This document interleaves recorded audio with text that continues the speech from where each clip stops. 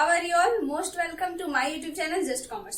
सो अभी तक हम सभी शेयर्स चैप्टर मतलब इशू ऑफ शेयर चैप्टर का बेसिक को समझे हैं एंड इन टुडेज क्लास, आज की क्लास में हम सभी समझेंगे कि शेयर का इशू कैसे किया जाता है। ठीक है, मतलब कि इशू ऑफ शेयर्स अभी तक हम सभी इसका बस बेसिक से बातों को हमने जाना है एंड अब आज से हमारा जो है वो प्रैक्टिकल क्लास स्टार्ट होता है। ओके, सो सबसे पहला आपका जो चैप्टर है वो है इशू ऑफ शेयर्स। ठीक है, एंड इशू ऑफ शेयर्स मतलब कि शेयर का इशू करना। ठीक है, शेयर्स का इशू करना।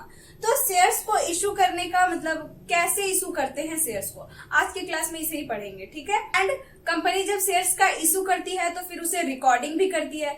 तो इशू ऑफ शेयर का अकाउंटिंग ट्रीटमेंट को आज हम सभी समझेंगे। आई बात समझ में? तो सबसे पहला आपका यहाँ पे सवाल होता है कि शेयर इशू कैसे किए जाते हैं। ठीक है, तो जैसे देखिए, शेयर इशू करने का एक प्रोसेस है एंड ये प्रोसेस क्या है। तो सबसे पहले कोई भी कंपनी शेयर इशू करने से पहले ही सबसे पहला वो प्रोस्पेक्टस इशू करती है। ठीक है, प्रोस्पेक्टस। एंड ये प्रोस्पेक्टस क्या होता है? तो प्रोस्पेक्टस इज कॉल्ड इन्विटेशन, मतलब शेयर होल्डर्स को एक इन्विटेशन है पब्लिक को कि XYZ कंपनी का शेयर जो है वो मतलब XYZ कंपनी जो है वो नया मार्केट में खुला है एंड अभी उसे कैपिटल की जरूरत है, तो आप सभी इसका शेयर्स को परचेस करो एंड उसका कैपिटल कंट्रीब्यूट करने में हेल्प करो। ठीक है, तो इस तरह से मतलब इन्विटेशन एक तरह से आप बोल सकते हैं कि कंपनी जो है वो सेंड करती है पब्लिक को, तो वो आपका प्रोस्पेक्टस कहलाता है। देन सेकेंड नंबर में एप्लीकेशन। एप्लीकेशन क्या होता है? तो जब ये प्रोस्पेक्टस को ये जो इनविटेशन भेजा जाता है कंपनी के द्वारा, उसे पब्लिक जो है वो एक्सेप्ट कर लेती है। इस प्रपोजल को एक्सेप्ट करके एंड एक्सेप्ट करती है तो उसके लिए उसे पेमेंट करना होगा। ठीक है, इस प्रोस्पेक्टस को खरीदने के लिए पेमेंट करना होगा। तो जब वो पेमेंट कर देते हैं पहला बार कंपनी को, तो वो आपका एप्लीकेशन हो जाता है। ठीक है, दैट इज एप्लीकेशन। एंड जो थर्ड नंबर में आपका होता है that is called allotment. Okay, that is called allotment of shares. देखिए, सबसे पहला तो प्रोस्पेक्टस का इशू करती है, आप इसे पूरा लिख लो, issue of prospectus. Okay, then receipt of application. Receipt of application इसका मतलब है, मतलब रिसिप्ट ऑफ एप्लीकेशन मतलब सबसे पहले कंपनी प्रोस्पेक्टस इशू करती है, जैसे आप बोल सकते हैं इन्विटेशन इशू करती है। ठीक है, देन पब्लिक जो है वो उस एप्लीकेशन को रिसीव कर लेता है, तो उस प्रोस्पेक्टस को रिसीव कर लेता है, तो वो आपका एप्लीकेशन कहलाता है। एंड एप्लीकेशन जैसे ही पब्लिक रिसीव करते हैं या एक्सेप्ट करते हैं, परचेस करते हैं प्रोस्पेक्टस को, तो फिर वो जो अमाउंट पे करते हैं वो कंपनी के अकाउंट में चला जाता है, कंपनी के बैंक अकाउंट में चला जाता है। ठीक है, एंड उसके बाद फिर कंपनी जो है वो मान लेती है कि इतने शेयर होल्डर्स हमारे बन चुके हैं, मार्केट में इतना शेयर्स हमारा परचेस किया गया है, तो उसके बाद वो एप्लीकेशन से आगे का प्रोसेस करती है, तो फिर आपका ये अलॉटमेंट कहलाता है। आई बात समझ में? तो इस तरीके से कंपनी जो है वो शेयर्स को इशू करती है। ये तो रहा बात कि कंपनी शेयर्स को इशू कैसे करती है। ठीक है, अब हम समझ लेते हैं कि कंपनी शेयर्स को इशू तो करती है बट उसे कैसे मांगती है। मतलब आप बोल सकते हैं कि इस तरीके से तो आपको समझ में आ गया कि प्रोस्पेक्टस इशू करती है, देन उसे पब्लिक परचेस करते हैं तो वो आपका एप्लीकेशन कहलाता है, एंड एप्लीकेशन के बाद अगर अमाउंट मांग रहा है कंपनी तो वो अलॉटमेंट होता है। लेकिन यहीं तक सीमित नहीं है, और भी बातें हैं जो आपको जानना बहुत इंपॉर्टेंट है। सबसे पहली बात, कोई भी कंपनी लेट से कि मान लेते हैं कि एक्स लिमिटेड है। ठीक है, there is X Limited and इसका कैपिटल जो है वो 10 लाख रुपीज है। Okay, 10 lakh rupees is capital of X Limited. आई बात समझ में? 10 lakh rupees is capital of X Limited and ये जो है वो ये जो कैपिटल है इसे वो 1 लाख का शेयर्स में 1 लाख का शेयर में बांटती है। ठीक है, मतलब एक शेयर का दाम 10 रुपया, तो इसे वो डिवाइड करती है in 1 lakh shares, 1 lakh shares. ठीक है, at the rate of ₹10 each. आई बात समझ में? 1 लाख को 10 से मल्टीप्लाई कर दो तो वो फिर आपका 10 लाख हो जाता है। आई बात समझ में? इसका मतलब ये है कि x limited is a company and इसका कैपिटल जो है वो 10 लाख रुपीज है, बट वो उसे 1000 शेयर्स में डिवाइड करती है वो 10 लाख को, और हर शेयर का कीमत जो है वो 10 रुपया है। ठीक है, तो अगर कंपनी का मन करे, अगर इस एक्स लिमिटेड का मन करे तो वो 10 रुपया एक साथ भी मांग सकती है। ठीक है, एक साथ, या फिर अगर कंपनी का मन है कि ये 10 रुपया उसे एक साथ नहीं चाहिए, उसे अलग अलग चाहिए, तो वो ऐसे मांग सकती है, पहले 5 फिर 3 फिर 2। ठीक है। या फिर वो पहले 6 मांगे फिर 4 मांगे, मतलब पहले 6 मांगे फिर 2 फिर 2 ऐसे मांग सकती है, ठीक है। मतलब कि जब वो ये 10 रुपए एक साथ ना मांगे, अलग अलग मांगे तब क्या होता है, एक साथ मांगे तब क्या होता है। तो दोनों बातों को अभी हम पहले समझते हैं। हम अगर अलग अलग वाला पढ़ेंगे तो उसमें हमारा एक साथ वाला भी क्लियर हो जाएगा। आई बात समझ में। तो सबसे पहली बात, जब कंपनी सबसे पहला बार पैसा मांगती है, ठीक है, सबसे पहला बार जब इशू करती है प्रोस्पेक्टस को, तो उस टाइम पे जितना भी कीमत रखती है वो कीमत पे आया हुआ पैसा शेयर एप्लीकेशन कहलाता है।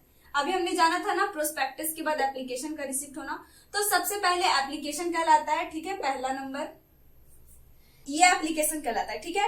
एंड देन एप्लीकेशन के बाद आपका अलॉटमेंट में चला जाता है, ठीक है, allotment. And then third number आपका फिर कॉल्स हो जाते हैं, ठीक है, कॉल्स। कॉल्स मतलब कि, तो कॉल्स का मतलब है यहाँ पे कि सबसे लास्ट वाला इंस्टॉलमेंट। एंड ये कॉल बस कॉल्स ही नहीं रहेगा, ठीक है, ये आपका फर्स्ट कॉल हो सकता है, देन ये आपका सेकेंड कॉल हो सकता है, और अगर थर्ड कॉल भी हो सकता है, ठीक है। मतलब कॉल में जितना मन चाहे उतना, मतलब सबसे पहला बार जब पैसा कंपनी मांगेगा तो वो आपका एप्लीकेशन कहलाएगा, सेकंड टाइम में मांगा तो वो अलॉटमेंट कहलाएगा, एंड थर्ड टाइम में मांगा तो वो कॉल कहलाएगा। अब डिपेंड करता है कंपनी के ऊपर कि वो उसका फर्स्ट कॉल में ही सारा मांग ले रहा है, या सेकंड कॉल में ही सारा मांग ले रहा है, या थर्ड कॉल में सारा मांग रहा है, ठीक है। तो एक चीज आपको यहाँ पे ध्यान देना है कि कॉल जो है, अगर वो फाइनल कॉल है तो उसके साथ, मतलब सबसे लास्ट वाला इंस्टॉलमेंट है, सबसे लास्ट पैसा जब मांग रहा है कंपनी, तो उसमें जो लास्ट वाला कॉल होगा उसके साथ फाइनल लगाना इंपॉर्टेंट है, ठीक है। तो आप यहाँ पे थर्ड एंड फाइनल कॉल लिखेंगे, थर्ड एंड फाइनल कॉल। आई बात समझ में।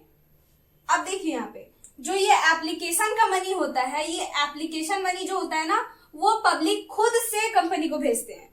जैसे कि प्रोस्पेक्टस इशू किया, मान लेते हैं ये एक्स लिमिटेड है एंड इसने प्रोस्पेक्टस को इशू किया है, ठीक है, एक्स लिमिटेड प्रोस्पेक्टस को इशू किया है, एंड एप्लीकेशन का कीमत है 5, अलॉटमेंट का 3, and first and final call, क्योंकि ये लास्ट है 2 रुपए ही मान लेते हैं, फर्स्ट एंड फाइनल कॉल जो है वो 2 रुपए का है, ठीक है।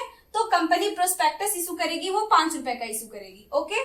तो ये प्रोस्पेक्टस जब पब्लिक खरीदेंगे, ठीक है, तो इससे जो मनी आएगा वो आपका एप्लीकेशन मनी होगा, ठीक है, ये आपका क्या होगा, एप्लीकेशन मनी होगा। इससे बैंक के पास जैसे वो प्रोस्पेक्टस इशू करेगा कंपनी, तो कंपनी के पास, कंपनी के बैंक अकाउंट में एप्लीकेशन का पैसा आ जाएगा जब पब्लिक उसे परचेस करेगा प्रोस्पेक्टस को, ठीक है। फिर आएगा अलॉटमेंट का टाइम। तो अलॉटमेंट का क्या होगा, तो कंपनी को पहले अलॉटमेंट मांगना पड़ेगा, मतलब पहले कंपनी को कॉल करना पड़ेगा अपने शेयर होल्डर्स को कि जो शेयर होल्डर्स जो हैं, जो एप्लीकेशन का मनी दिए हैं, एप्लीकेशन अलॉटमेंट का पैसा कौन देगा, जो एप्लीकेशन का पहले दे चुका है, 5 रुपए जो पहले दे चुका है वही ना 3 रुपए बाद में देंगे। तो फिर कंपनी कॉल करेंगे पब्लिक को, तो फिर वो पब्लिक जो है वो अलॉटमेंट का पैसा देगी, तो फिर अलॉटमेंट का भी काम हो जाएगा, उसके बाद कॉल का काम होगा। आई बात समझ में। अगर कंपनी एक साथ अमाउंट नहीं मांग रही है, इंस्टॉलमेंट में मांग रही है, तो सबसे पहली बार जब आएगा तो वो एप्लीकेशन मनी कहलाता है, एंड जब सेकंड टाइम मांगा जाएगा तो वो आपका अलॉटमेंट मनी कहलाएगा, एंड जब थर्ड या फिर लास्ट टाइम मांगा जाएगा तो आपका कॉल्स कहलाएगा। डिपेंड करता है कंपनी फर्स्ट कॉल में मांग रही है या सेकंड या थर्ड, मतलब फर्स्ट सेकंड थर्ड हो सकता है, ये बढ़ता जाएगा, जितना कॉल्स कंपनी चाहे उतना बना सकती है। बट लास्ट कॉल में जो कॉल होगा एंड फाइनल कॉल लगेगा, मतलब अगर 10th कॉल है तो share 10th and final call, ऐसे हम लिखेंगे, ठीक है। तो आई होप कि आपको ये समझ में आ गया। अब हम थोड़ा अकाउंटिंग ट्रीटमेंट को समझ लेते हैं कि कंपनी इसका अकाउंटिंग ट्रीटमेंट कैसे करती है। आई बात समझ में। तो सबसे पहली बात कि जैसे हम सभी क्लास 11th में पढ़े थे, क्लास 12th में भी हमने जाना कि जब कोई भी सोल प्रोप्राइटरशिप बिजनेस हो या फिर पार्टनरशिप बिजनेस हो, कोई सा भी बिजनेस हो, अगर आप उसमें कैपिटल लगाया जाता है तो कैपिटल कौन लगाता है, कोई भी बिजनेस का ऑनर ही कैपिटल लगाता है। तो ये जो प्रोस्पेक्टस को परचेस करेंगे, जो शेयर होल्डर्स शेयर को खरीदते हैं ना, that share holders are called owner of the company, ठीक है। कंपनी का वो ऑनर कहलाते हैं, बट उनका मैनेजमेंट करने का अधिकार नहीं है। मैनेजमेंट करने के लिए अलग से एक टीम है, अलग से टीम बनाया गया होता है, एंड सारी कंपनीज जो है वो management according to companies act 2013 के अंतर्गत करते हैं। आई बात समझ में।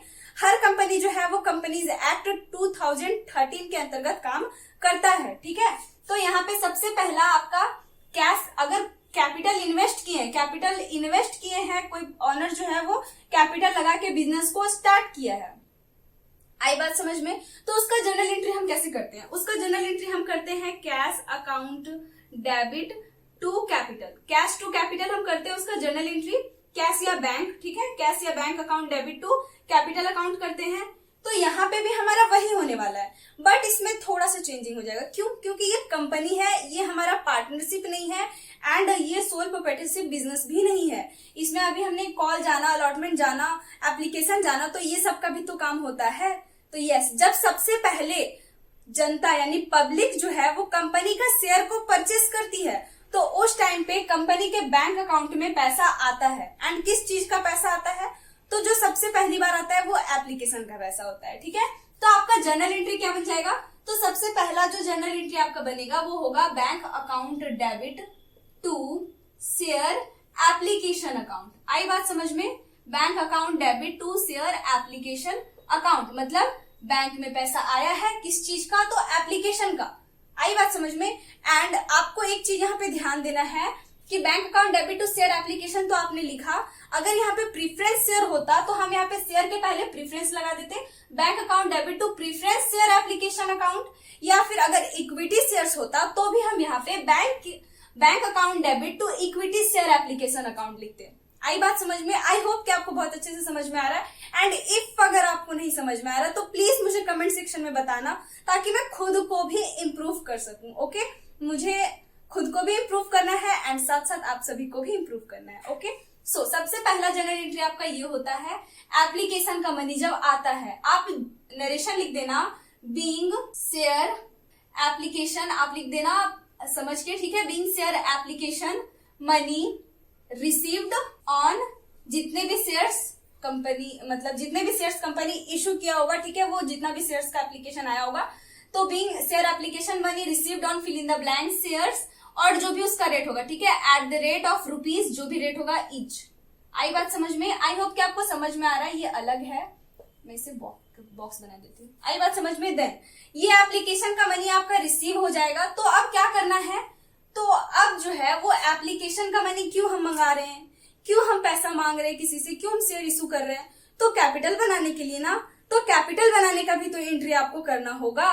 तो यस, अब इस शेयर एप्लीकेशन मनी को कैपिटल में ट्रांसफर करते हैं एंड कैपिटल में ट्रांसफर करने का एंट्री होता है, ये शेयर एप्लीकेशन को हमें कैपिटल में देना है, तो कैपिटल में जाएगा। इससे हमारा कैपिटल क्या होगा? इंक्रीज होगा। और जब कैपिटल इंक्रीज होता है तो उसे हम क्रेडिट में रिकॉर्ड करते हैं। तो ये आपका हो जाएगा शेयर एप्लीकेशन। मैं एप्लीकेशन को अब शॉर्ट में लिख रही हूँ APP। ओके, आई होप कि आपको समझ में आ जाए। शेयर एप्लीकेशन अकाउंट आप कर दोगे debit to share capital account. आई बात समझ में? Share application account debit to share capital account. And narration क्या लिखेंगे? तो नरेशन बहुत आसान है, आपको लिखना है बीइंग शेयर, अगर इक्विटी शेयर होगा तो इक्विटी लगा देना, प्रीफरेंस शेयर होगा तो शेयर के आगे प्रीफरेंस लगा देना, ठीक है। Being share application money transfer to share capital. Okay, अगर प्रीफरेंस होता तो प्रीफरेंस लगा देंगे हर शेयर के आगे, जहां भी शेयर लिखोगे उसके आगे प्रीफरेंस लगा दोगे। एंड अगर इक्विटी होता तो वहां पे हम इक्विटी मेंशन करते। ओके, हर जहां भी हम शेयर लिखेंगे उसके आगे इक्विटी मेंशन करते। तो ये काम होता है एप्लीकेशन का। जैसे ही जब जनता प्रोस्पेक्टस खरीदती है ना, तो उस टाइम पे कंपनी के बैंक अकाउंट में पैसा आता है और वो एप्लीकेशन कहलाता है। इसलिए आपका जर्नल एंट्री हो जाता है bank account debit to share application account. And ये शेयर जो एप्लीकेशन अकाउंट यहाँ पे मतलब एप्लीकेशन का मनी जो आया वो क्यों आया है? वो कैपिटल में ट्रांसफर करने के लिए आया है ना, तो इसलिए यहाँ पे आपका जर्नल एंट्री हो जाता है share application account debit to share capital account. आई बात समझ में? अब ध्यान से देखो, अगर हम शेयर एप्लीकेशन यहां से कैंसिल कर दें एंड शेयर एप्लीकेशन यहां से भी कैंसिल कर दें, यहाँ क्रेडिट में यहाँ डेबिट में, डेबिट एंड क्रेडिट कैंसिल हो जाएगा, तो क्या हमारा बैंक अकाउंट डेबिट हो रहा है? हो रहा है यहाँ पे डेबिट, एंड टू क्या शेयर कैपिटल हो रहा है? तो आई बात समझ में? यही वाला एंट्री है हमारा यहाँ पे भी, ठीक है। यहाँ पे भी आपका कोई एंट्री में चेंजिंग नहीं हुआ है, बट क्योंकि ये कंपनी का है इसलिए थोड़ा बहुत तो चेंजिंग आपको करना ही होगा। आई बात समझ में? सो ये एंट्री भी आपका यही है, इसलिए आपको कंफ्यूज नहीं होना है, ठीक है। आई होप कि आपको ये समझ में आ गया। चलिए, अब हो गया, ये तो एप्लीकेशन का बात था। अब थर्ड नंबर, अब अलॉटमेंट का भी तो पैसा आएगा, बट अलॉटमेंट का भी मैंने क्या बोला कि अलॉटमेंट को जो है वो कॉल करना पड़ता है पब्लिक को बताना पड़ता है कि अब आपका अलॉटमेंट का टाइम हो गया है, अलॉटमेंट देना है अब आपको। वैसे ये सारी बातें जो है वो प्रोस्पेक्टस में लिखी होती है कि कब अलॉटमेंट का पैसा जो है वो मांगा जाएगा, ठीक है। तो वहां पे आपका जर्नल एंट्रीज क्या हो जाएंगे, तो वहां पे आपका जर्नल एंट्री पहले जो है ना वो कंपनी अलॉटमेंट का मनी को ड्यू करती है, ठीक है। पहले मांगती है तो उसी टाइम पे ड्यू कर देती है कि अलॉटमेंट पे इतना मनी आने वाला है। इसीलिए आपका अलॉटमेंट का जो एंट्री होगा उसमें सबसे पहले आपका एंट्री होगा share allotment account debit to share capital account. आई बात समझ में। एंड नरेशन लिख देना being share allotment money due. Okay, आई बात समझ में, शेयर अलॉटमेंट मनी ड्यू। अब फिर इसे क्लोज कर देना, ठीक है। देन अब आपका क्या है, तो अभी हम एक एग्जाम्पल भी सॉल्व करेंगे जिससे कि आपका ये बहुत अच्छे से क्लियर हो जाएगा, ठीक है। इसलिए लास्ट तक बने रहना, आपको ये क्लास बहुत ही अच्छा लगेगा, ठीक है। और जब कंपनी अलॉटमेंट का मनी को ड्यू कर लेती है तो उसके बाद कंपनी में मतलब कंपनी का बैंक अकाउंट में अलॉटमेंट का पैसा भी दे देते हैं सारे शेयर होल्डर्स। तो उस टाइम पे आपका एंट्री क्या हो जाएगा, तो उस टाइम पे आपका एंट्री हो जाएगा बैंक, क्योंकि बैंक में पैसा आएगा तो बैंक अकाउंट आपका हो जाएगा डेबिट टू क्या, तो शेयर अलॉटमेंट अकाउंट। ओके, आई बात समझ में, to share allotment account. And narration लिख देना बीइंग, ये वाला narration being share allotment money received on fill in the blank share at the rate of, जितना भी रेट होगा अलॉटमेंट का, ठीक है। देन आप यहाँ पे फिर अब 5 नंबर, ये आपका क्या है, ये दो आपका एप्लीकेशन का है, ठीक है, एप्लीकेशन का। देन ये दो क्या है, तो ये दो आपका अलॉटमेंट का है। अब हम कॉल का समझेंगे, ठीक है। अगर एक ही कॉल कंपनी मांग रही है, मतलब एक ही कॉल में सारा पैसा मांग रही है, अलॉटमेंट के बाद एक ही कॉल हो रहा है, तो उसे हम फर्स्ट एंड फाइनल कॉल लिखेंगे। अगर एक कॉल मांगी और फिर दोबारा दूसरा कॉल मांग रही, तो फर्स्ट कॉल जो मतलब पहली बार जो मांगा कॉल में वो आपका सिर्फ फर्स्ट कॉल लिखेंगे। एंड अगर सेकंड वाला लास्ट कॉल है, मतलब जो सबसे लास्ट वाला इंस्टॉलमेंट होगा ना, उसके साथ में कॉल के साथ में उस कॉल का नेम एंड फाइनल कॉल भी लिखना है। आई बात समझ में। लेट्स से कि आपका यहाँ पे कंपनी जो है वो केवल मतलब ये आपका ना फाइनल मतलब ये कॉल है, ठीक है, सबसे लास्ट वाला कंपनी सारा पैसा ये कॉल पे मांग ले रही है, तो इसके साथ में ना कॉल के साथ आप फाइनल लगाओगे, ठीक है। अभी देख लो कैसे करते हैं। तो इसमें भी कंपनी पहले नहीं आ जाता, अपने मन से नहीं दे देते सारे शेयर होल्डर्स, उन्हें भी बताना पड़ता है, कॉल करना पड़ता है, ठीक है। तो उसके लिए आपका जर्नल एंट्री क्या हो जाएगा, तो उसके लिए आपका जर्नल एंट्री हो जाएगा शेयर, मान लेते हैं ये फर्स्ट एंड फाइनल कॉल है, ठीक है, share first and final call account हो जाएगा आपका debit to share capital account, ठीक है। नरेशन लिख देना being share first and final call money due, ठीक है। आई बात समझ में, आई होप कि आपको समझ में आ रहा है। एंड फिर इसे क्लोज कर देना। देन 6 नंबर में अब ये कॉल का पैसा जो है वो कंपनी के पास आएगा, तो उसे आने का अमाउंट मतलब उसे आने का क्या होगा जनरल एंट्री, तो उसका आने का जनरल एंट्री आपका हो जाएगा bank account debit to share first and final call. आई बात समझ में, first and final call account.